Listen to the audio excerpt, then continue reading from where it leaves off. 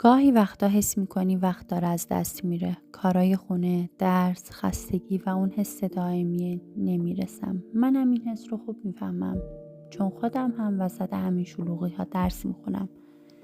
ولی یه چیزی فهمیدم. لازم نیست همیشه همه چی کامل باشه. لازم نیست 2 ساعت پشت سر هم بخونی. فقط کافیه 10 دقیقه با تمرکز بخونی. بعد یه نفس عمیق بکشی و به خودت بگی من همین امروز یه قدم رفتم جلو. موفقیت یه مسیر طولانیه و هر قدم کوچیک یعنی هنوز امید داری، هنوز تلاش میکنی.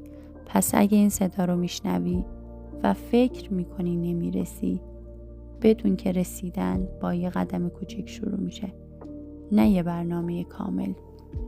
تو قوی حتی وقتی زمان نداری و همین یعنی هنوز برنده نشدی، ولی داری خودت رو میسازی دوست من.